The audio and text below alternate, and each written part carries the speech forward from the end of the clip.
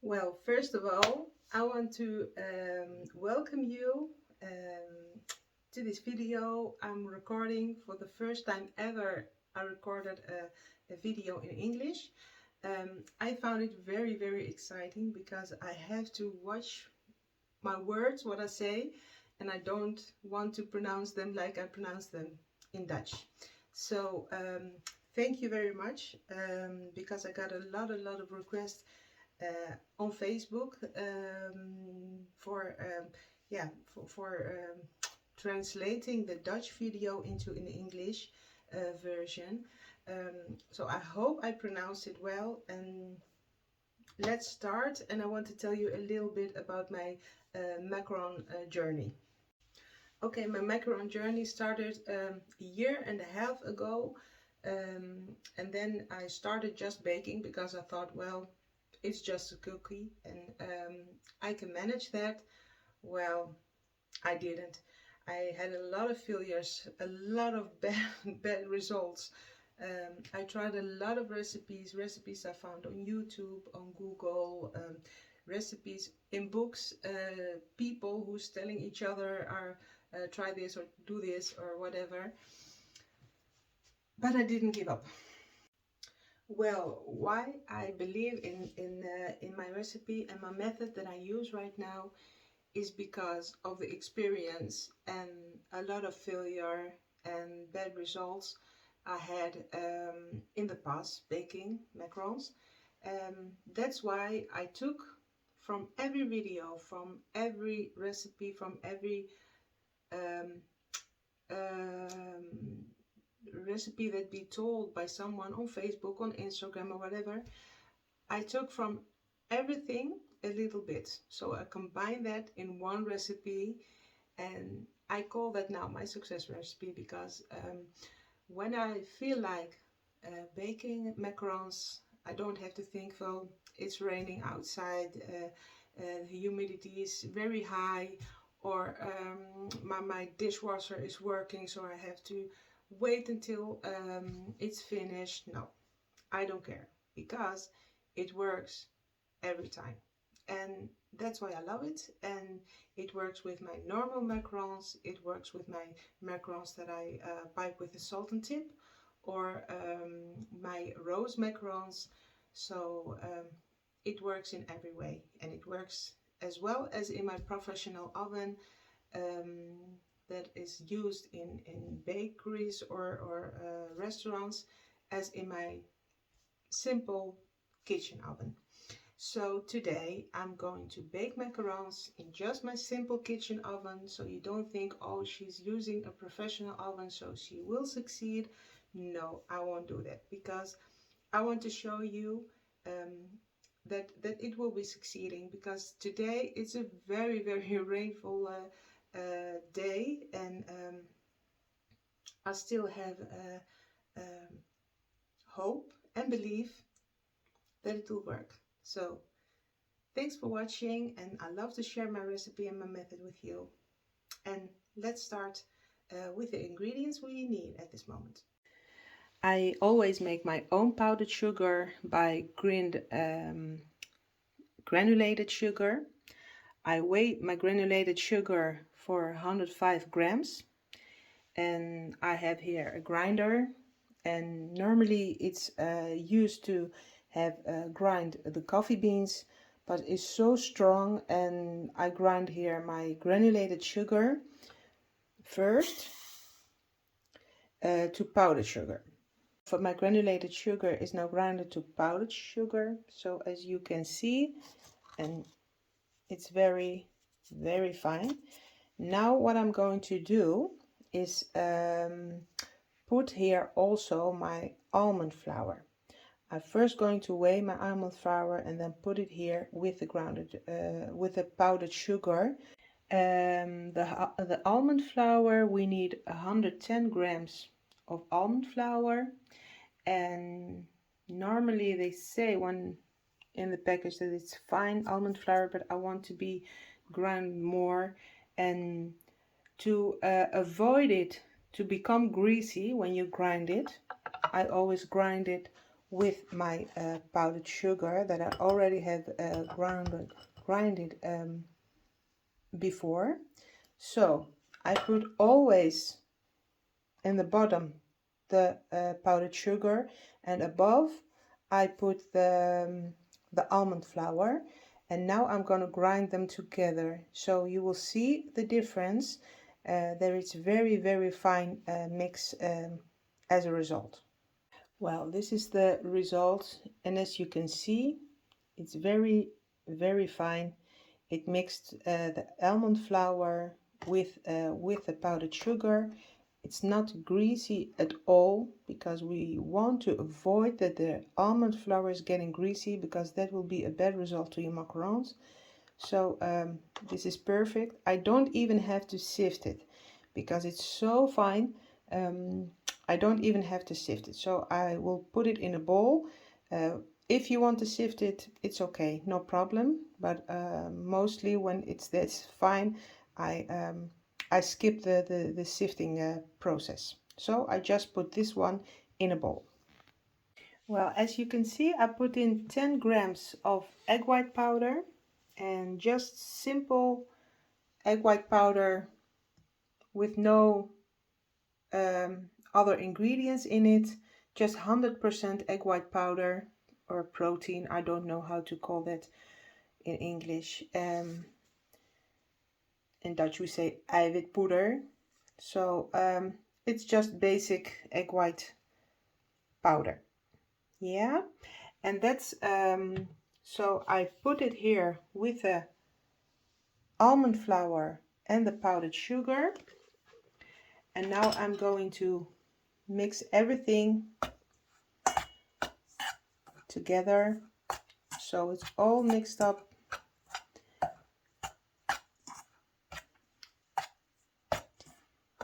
Okay, and then we leave it here, and we're going to prepare another bowl with the egg white, the sugar, and a pinch of salt. What I got here is 75 grams of fresh egg whites. You can also use liquid egg whites from a box you can buy at the supermarket, but I prefer to use fresh egg whites. Now I'm going to put here 130 grams of granulated sugar. So I put it here while the bowl is on the scale. So I put like for 0, and now I'm gonna weigh 130 grams of granulated sugar in the egg white. Now we have here 130 grams of granulated sugar. We put it in the bowl with the egg white, and now we're going to put in also a pinch of salt. A pinch of salt, I don't know how much it is, because well, I use maybe 1 gram. We see it's, I think, oh look, it's 1 gram of salt. So we're going to mix this very well until all the egg white is mixed with the sugar. So I'll show you what it looks like when it mixed with each other. So we're going to mix this all together.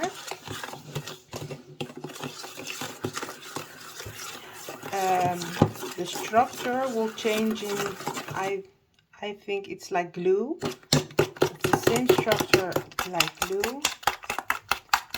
So mix it very well together. So all the sugar is mixed with the egg whites, and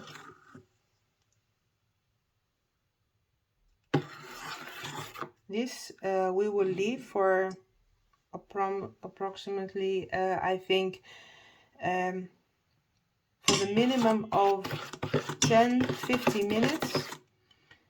I will leave it, sometimes I leave it longer because it depends on if I'm going to make it immediately or I'm going to wait. But for now I think I wait just 15 minutes till 20 minutes. So you can see the difference when I start mixing it in about 20 minutes.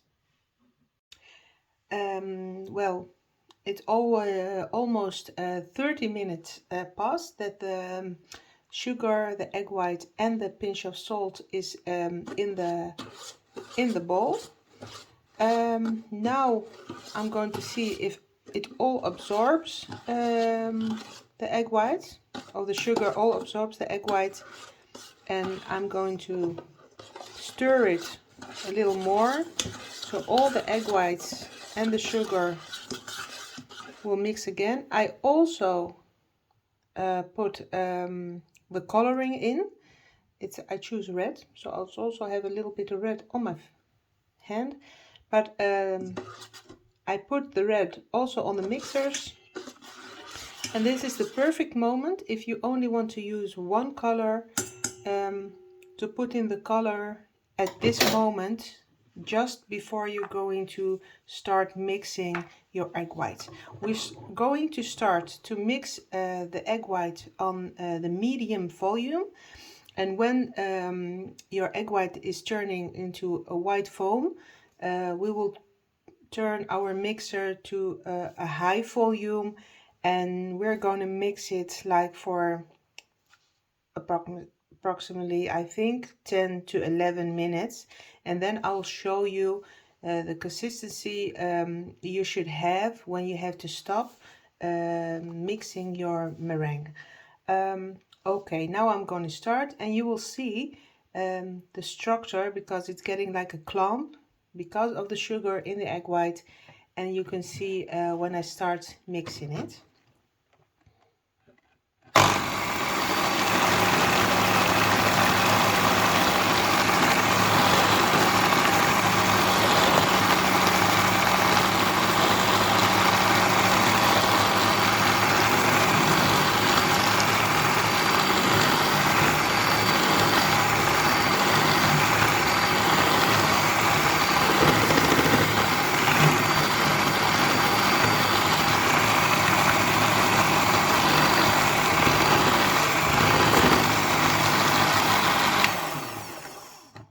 And now it's the right time to put it in the high volume and mix it for 10 till 11 minutes. I mixed the meringue for 10 minutes with the mixer on high level, and now I know my meringue is the right consistency. So there are three ways to know that your meringue is the right consistency. First of all, when you look in the bowl, you see the sharp edges that is formed by the mixer. The second is, of course, the stiff peaks on the mixers and the stiff peaks on the bowl. But the third, and I think that's the important one, is when you stir in the bowl with the mixers and you let the meringue fall in the bowl. It has to fall like a clump in the bowl, and I want to show you what it looks like. So you're going to stir and collect as much as you can the meringue in the mixers, and when you collect that one, you have to let it fall in the bowl, and it has to fall like a clump. You see, it falls like a clump of the mixers. We try again. So collect as much as you can from the meringue in the mixers. So, and then let it fall from the mixers in the bowl, and you see like a clump, it's falling from the mixers. And that's the important signal that you know that your meringue is perfect to start macaronaging with the dry ingredients. Okay, we're going to start with the macaronage. For me it's not important to start with the dry ingredients in the meringue or the meringue in the dry ingredients. I don't care because I tried both. So what I'm going to do, because now it's more easy for me to put on the dry ingredients, all of it in the bowl of the meringue. So everything. Okay, now we're going to start with the macaronage, and the macaronage is not the same as well you are used to, because now we're not going to macaronage until it's fluid, and normally they say it must fall like lava from your spatula. Well, it's not that way that I macaronage. For me it's important that the meringue is totally mixed with the dry ingredients. So carefully mix them together, not too fast, because this is very important. The batter has to stay thick, because when the batter is too thin or too liquid, it won't work. So normally I squeeze this to the size of the bowl, because I want to make sure that all the dry ingredients are taken in the batter and there's no little clumps hide in the batter. Okay, then I scrape all the batter from the sides. Always also look at the bottom, because there's always the dry ingredients. So when everything is mixed and I can't see any dry ingredients, or I can't see any white of the meringue, then I'm ready with the macaronage process. So you think it's very thick, but this works for me. This is for me the perfect consistency of the batter that I use for my macarons. You see, it's not falling like lava from my spatula, but it's like little clumps are falling. So it's really important now, as I told you, must not see any white of the meringue. It must totally mixed with the dry ingredients. You must know for sure that there are no dry ingredients even at the bottom. So, and there must be no clumps in the batter. So as you can see, it all mixed, and now I'm going to fill the piping bag. That's why I always tell to use an oven thermometer, because my oven, I put it on 125 Celsius, and when I look at my oven thermometer, it says it's 150 degrees Celsius, and well, in English or in America you say 300 degrees of Fahrenheit. I hope I say it right. Yeah. So if you want to dry in the oven, you have to get the oven heat till 300 degrees Fahrenheit. That's 150 degrees Celsius. Now it's going down because I have the oven door open, but it's no problem, because now I'm going to close the oven. I've splitted my batter in two piping bags, because I'm going to show you with one silicone mat to dry in the oven, and one silicone mat with macaron batter to dry just outside of the oven for 30 minutes. I don't use any tips. Sometimes it depends if I want to, but normally I don't use any tips. I just cut the piping bag as large as I wanted to, and then I pipe the macarons on the silica mat. Tap it really carefully because it's important to let the tip that is on top getting in the batter, so it don't stays up and you get a smooth macaron. Because that the batter is not is very thick, you don't have a lot of air bubbles, so you don't have to tap it like you used to. The only way you have to tap it is to let your batter like this tips had to disappear. That's all. Now we have the oven is reached 300 degrees Fahrenheit, 150 degrees Celsius, like we say in Europe. Now we're putting the macarons in the oven with the oven door a little bit open, and we let it for 2 minutes approximately to dry.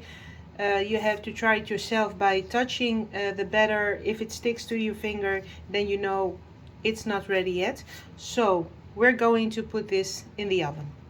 So we're letting the macarons batter dry for 2 minutes in the oven, while the oven is still on 300 degrees Celsius or 300 degrees Fahrenheit or 150 degrees Celsius. Well, I put how to say this, something between the door, so the door won't close and there's air escaping from the open door. And we're waiting until the 2 minutes passed, and then we'll check it out if the macarons are dry enough to put on the oven. Okay, 2 minutes are passed. We're going to try. Yes, they're dry. So 125 degrees Celsius is called Fahrenheit, 257 Fahrenheit, and I'm going to put this one for like 17 minutes, 18 minutes. I will try and see how they develop. Well, as you can see, we have one batch already in the oven. And this is the other batch that we are not going to dry in the oven. This one I'm just letting dry outside the oven. So I wait 30 minutes and then I'll check this one, and then this one will also be ready to get baked in the oven. Well, we're halfway there. And look at the nice feet that they are already have developed. And they're all, I think, perfectly. Also in the back have perfectly nice feet. And still my temperature, if you can see it, it's still on 125 Celsius. And 257 degrees Fahrenheit. So I think for me that's the best temperature you can bake your macarons in. So far, so good. 18 minutes passed from the time I started when I did the macarons in the oven. So as you can see, they're all have wonderful feet, and I'm very, very proud, delightful that I can see this. Wow. Okay, when you know your macarons are ready, you just feel the top. When it's stuck to the bottom, you know it's ready. Now I turned off the oven. And now I'm going to let the macarons for 5 minutes in the oven, still in the heat of the oven, but the oven is off. So don't let the oven on, let the oven off, close the oven door and let them for 5 minutes rest in the temperature that's still in the oven. Well, my first batch that I dried in the oven is ready. Now I let them cool off on the kitchen counter. As you can see, they have perfect feet, all of them. Not one of them has failed me, so I'm very happy. And now I let them cool off and then I take them off the mat. Well, my other batter is now dry. It's set here on the counter for 25-30 minutes. When I check it out, if it's dry, so I feel, and there is no batter left on my finger, as you can see. And this is the second method, so I use to show you that it's both possible to even, like I oven dried this one and bake them at 125 Celsius or 257 degrees Fahrenheit. So this one the same. My oven is now almost 25.7 degrees Fahrenheit, like 125 Celsius. So I'm going to bake this one exactly the same as the other one for 18 minutes, and then I'll show you the results. As you can see outside, it's very rainy, very cloudy. It has rained a lot today, and I have the door opened because I don't care, because this method of mine still works, and my macarons are drying on the kitchen counter, not minding their own business and not even caring about the rain outside or the high humidity. So the second batch is in the oven already. This one has dried outside the oven on the kitchen countertop.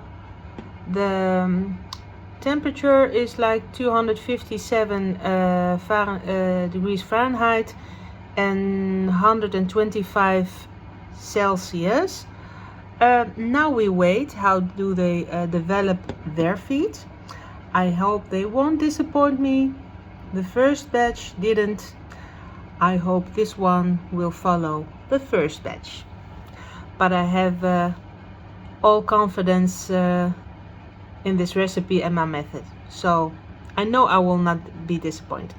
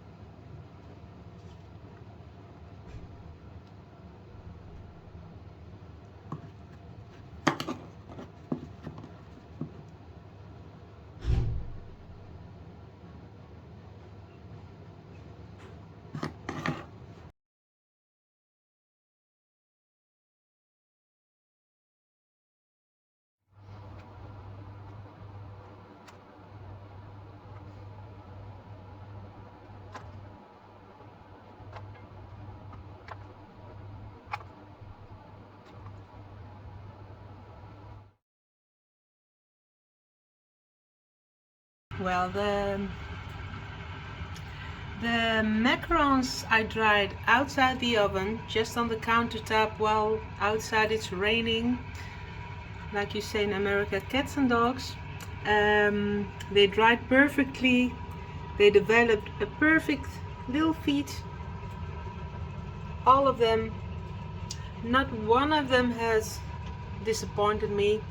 Now what I'm going to do, the same as what I did with the other ones, I turned the oven off, I closed the door, and let them rest in the warm temperature that's still in the oven for 5 minutes, and then I will take them out, and immediately I will also fill them so they can mature in after cooling off, of course. After cooling off, I will fill them, then I will let them mature for 8 hours in the refrigerator. Okay, I will let this rest for 5 minutes with the oven off and the oven door closed. Okay, the second batch has also finished. Now it's cooling off, but they fell just from the mat because they're all all ready. And I will search for one to show you the bottom, how they look like and how they look when I put them on each other.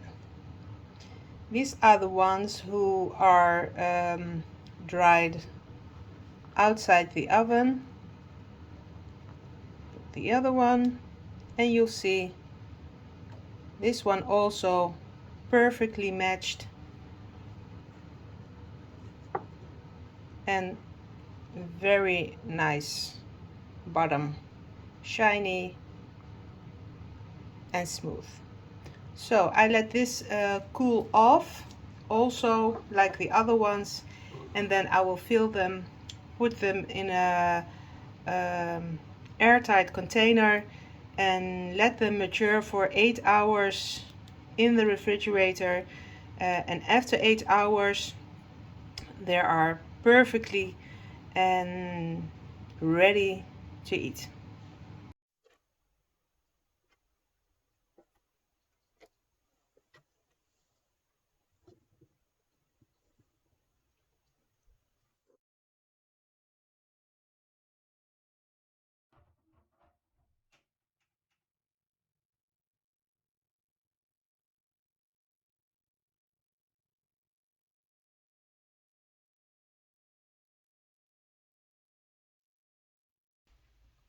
Now we're finished. We have a great result about the macarons, as the macarons that dried in the oven as the macarons that dried outside the oven. I love to share this with you because I just want to let you see. Just look at the results. Beautiful. And this one dried outside the oven.